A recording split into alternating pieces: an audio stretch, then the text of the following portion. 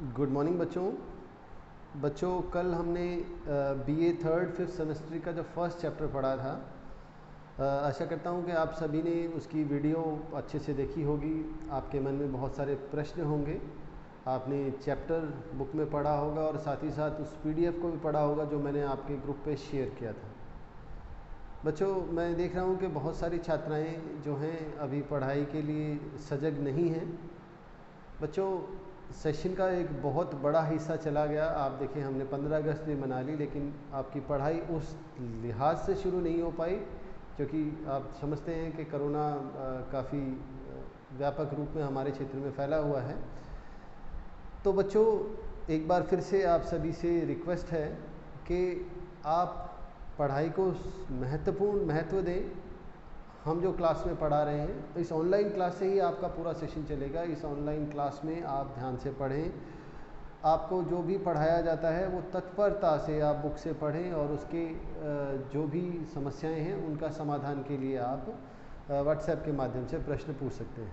तो मैंने ग्रुप पे शेयर किया था कि आप में से यदि किसी भी छात्रा के कोई प्रश्न हैं फर्स्ट चैप्टर को लेकर, जिसमें हमने definition, meaning, nature and scope of economic geography की बात की थी। ये हमारा चैप्टर नंबर 1 है।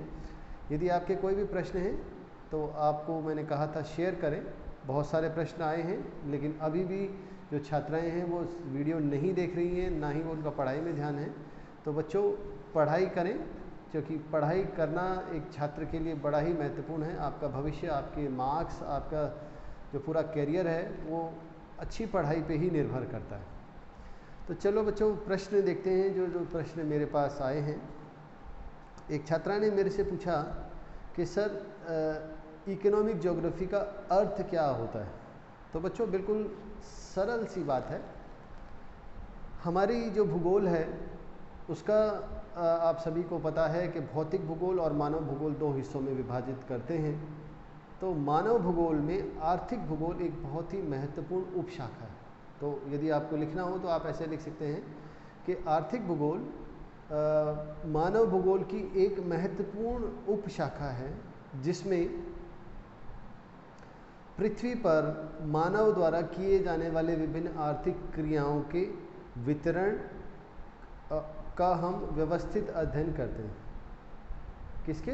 मानव द्वारा किए जाने वाले आर्थिक गतिविधियों का, जिससे वो अपनी जीवन यापन करता है, का व्यवस्थित अध्ययन करते हैं। तो economic geography is part of human geography that deals with the distribution and its pattern of economic activities done by man on earth surface to earn his livelihood। ठीक है। दूसरा बच्चों, एक प्रश्न आया कि what is systematic and regional method. तो बच्चों, मैंने अपने वीडियो में आपको बताया होगा कि भूगोल में पढ़ने के, आर्थिक भूगोल में मूल रूप से पढ़ने के 3 तरीके हैं। पहले को कहते हैं सिस्टमैटिक, दूसरे को कहते हैं रीजनल और तीसरे को कहते हैं थ्योरेटिकल, यानी क्रमबद्ध, क्षेत्रीय और सैद्धांतिक 3 पक्ष हैं। तो सबसे पहला आता है सिस्टमैटिक, क्रमबद्ध।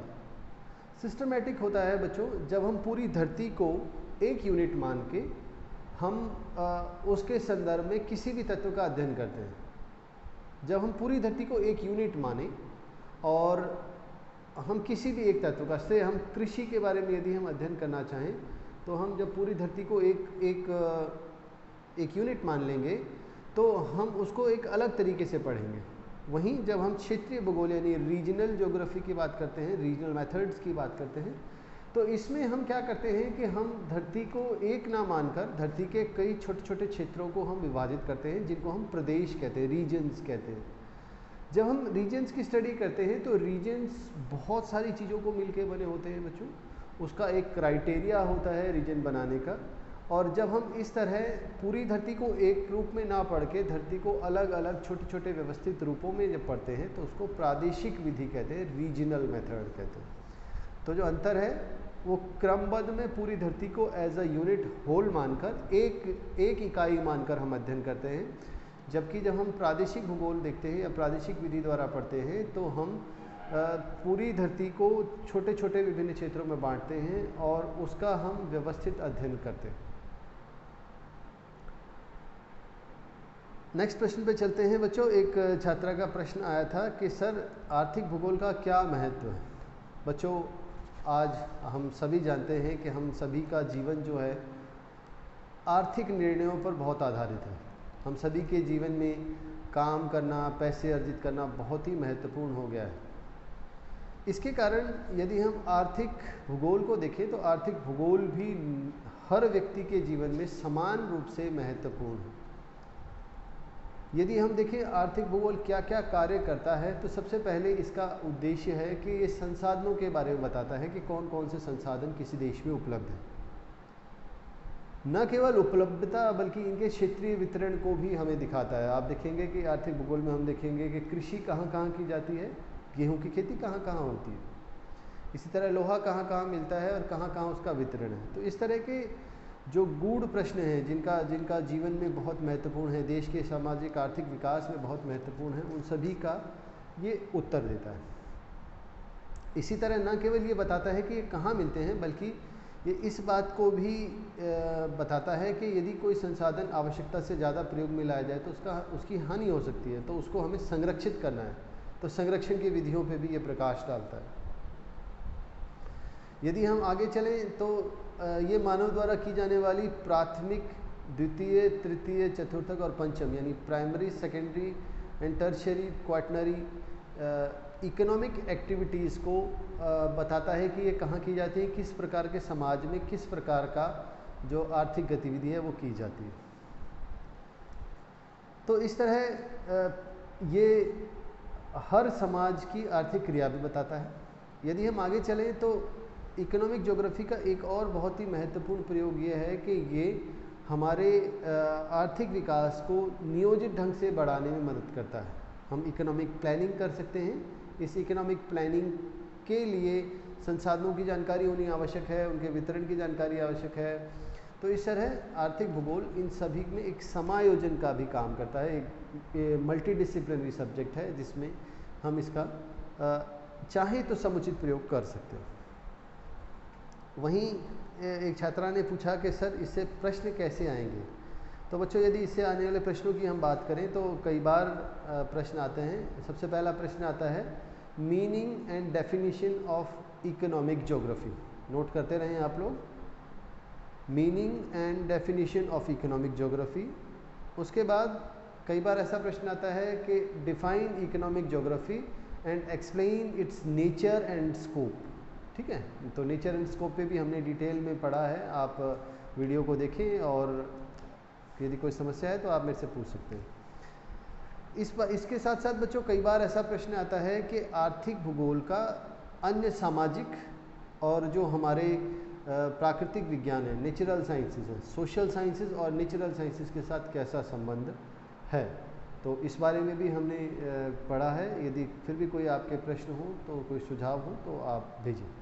ठीक है बच्चों, तो इस वीडियो को देखें बच्चों। हर वीडियो के बाद, हर जो हमारी लेक्चर है चैप्टर का, उस लेक्चर के बाद एक मैं डाउट क्लियरिंग सेशन रखूँगा जिसमें आपके कुछ भी प्रश्न हो, कोई भी सुझाव हो, वो आमंत्रित हैं। व्हाट्सएप के माध्यम से आप अपने प्रश्न व्हाट्सएप पे पूछें, ग्रुप पे पूछें और मैं उनका अपनी एक क्लास में आपके सभी शंकाओं का, सभी समस्याओं का निराकरण करूँगा।